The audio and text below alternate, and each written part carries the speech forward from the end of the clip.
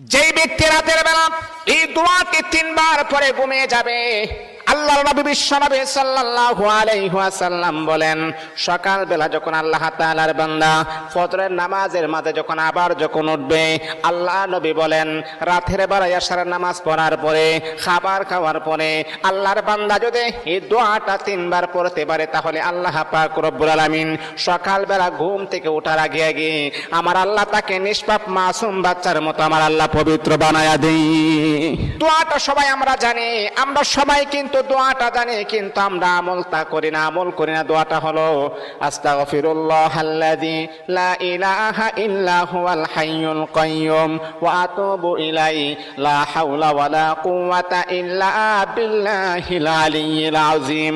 3 বার যদি আপনি পড়তে পারি, ইনশাআল্লাহ আল্লাহ পাক রব্বুল আলামিন আমার আপনার জীবনের সমস্ত গুনাহগুলোকে আমার আল্লাহ ক্ষমা করে দিবে।